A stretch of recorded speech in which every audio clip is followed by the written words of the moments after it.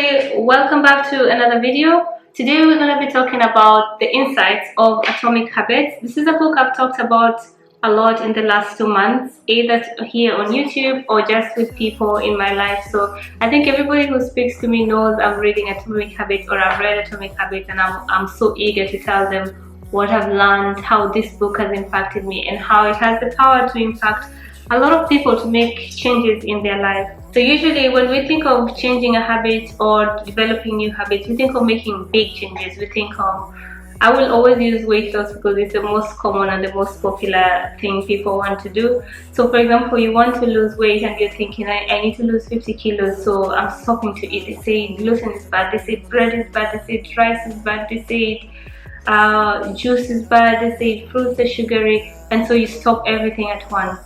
The key is not even that. The key is making small changes. So maybe you will just eat less of one thing or the other. Walk a little bit more today and then add on to it as you get more and more comfortable. So the point is you make small changes. For example, you start walking on January 1st, maybe just for 5 minutes. Probably you'll be walking an hour at a time by December. So the point is you made a little change of just starting to walk, not walking 10 kilometers per day. You just made a walk of 5 minutes that you could do. And by the end of the year, you can walk. And in the process of getting from the day one of the walk to the last day, a lot of things will have happened to you. You definitely will have lost a little bit of the weight you wanted to lose. You'll have gained a little more mobility. You will start eating better. If you start seeing small results in your body and your idea is to lose weight, then you will definitely be motivated to do more. So you will end up doing more for yourself, maybe change your diet a little bit. It doesn't always have to be like a big change at once and then you give up. The second thing about this book is the idea of systems versus goals. This is more, in layman terms, this is more the journey versus the destination. It pays more attention to enjoy and embrace the journey rather than just focus on the destination. Two examples of people, both of them have the same goal of, for example, marathon runners. Both of them have the same goal of winning, but only one of them is going to win. Most of the time is the person who has a system around how he's going to get there versus the person who just runs aimlessly and knows all I want to do is to win. So one person has a system where I will wake up at 6 o'clock, I will do a 2-kilometer run, for example. I will go back and fuel my body and then do this over time. And every time he does that, he sees where he needs to improve in that and makes it better and better and better. The book focuses on the benefits of the journey, developing systems to help you achieve whatever you want to achieve. So it's less, I want to publish a book by the end of this year. And then you're just like, okay, that's my goal. It talks about, okay, I want to publish a book by the end of this year, but what are the steps I'm going to take? I'm going to look for the topic of the book, then I'm going to research on that topic, and then I'm going to find publishers, I'm going to sell the idea, and then I'm going to start writing the book, and this is the book writing process, and this is how I'm going to end up where I'm going to go. So the person who has the system around what he wants to do is the person who's going to make it to the end. Both of you have the same goal.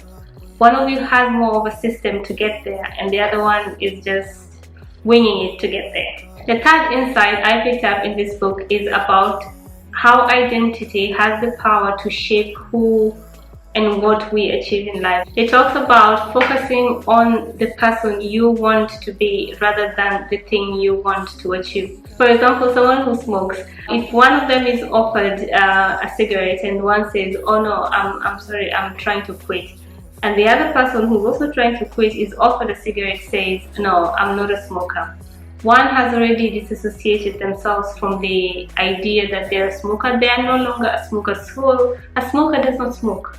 But this person is still a smoker. He's just trying to quit. So the chances of the new non-smoker to not smoke again is very high, because according to him, he doesn't smoke. He's not even a smoker. So his threshold for temptation is very high. So if someone offers him a smoke, he'll say, no, I'm not a smoker.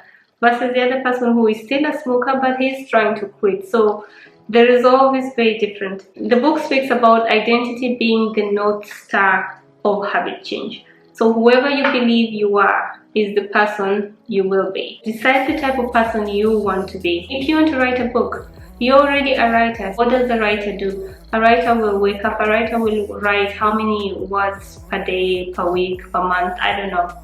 And that will really fuel you into making habits towards the person you want to be. So you need to focus on the person you want to be.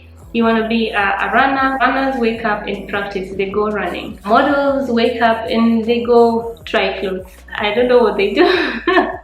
The fourth insight in the book is how habits actually work. So there's a cue, craving, then there's a response to the craving, and then there's a reward. Most of the time, things that don't have immediate rewards, the brain discards them because your brain craves a reward. So you have to find a way to find the small little rewards in everything that you do that will make you stick to a habit. Find things that make you break habits. For example, you walk down a street, you smell a donut. That is your cue. Then you crave the donut, you want the donut. Then you buy the donut, you eat the donut, and yes, that's your reward, you've eaten the donut. But now you know that street, you start associating that street with donuts. So every time you pass down the street, you'll always buy the donut. All these things I'm talking about are in the book. I'm giving exact examples from the book, just so you can get a vibe of what the book is about. The idea is to not put yourself in places where your cues are. If it's possible, for example, that street, you don't have to walk down it every week if you don't want to eat donuts every week, right? But the idea is, okay, now I know when I pass there, I will always buy a donut, so I will take the back route and go the other way so I don't break my habit of not eating donuts.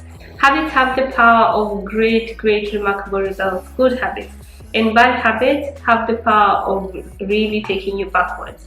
So you can either improve your good habits a little bit every day, or stay with your bad habits and you decelerate every day. So one person could be 37% better by the end of the year and the other person is at 0. The more you practice your bad habits, the lower and backwards you go. So it's very important to know what your good habits are and to work on your bad habits. The fifth insight of the book was the laws of behavior change, which I found very helpful. One is, if you want to do something, make it obvious. For example, you want to brush your teeth every day and you don't want to forget it. This should only be for kids. Put the toothbrush at the sink so that when you go to wash your face in the morning, you see the toothbrush and you brush your teeth. So that's very obvious, it's always there. The second thing is make it attractive. Kids don't like to brush their teeth, so maybe buy toothpaste that tastes like bubblegum. I've seen this, I've done this many times. Give kids toothpaste that tastes like bubblegum, so when they go to brush their teeth, they're excited because the toothpaste tastes nice. I used to eat toothpaste all the time when I was a kid because it tasted so good. So make it obvious, then make it attractive. That's very attractive. They will want to do it. Third thing is make it easy. Everything is there, ready to go. Just take it and brush your teeth.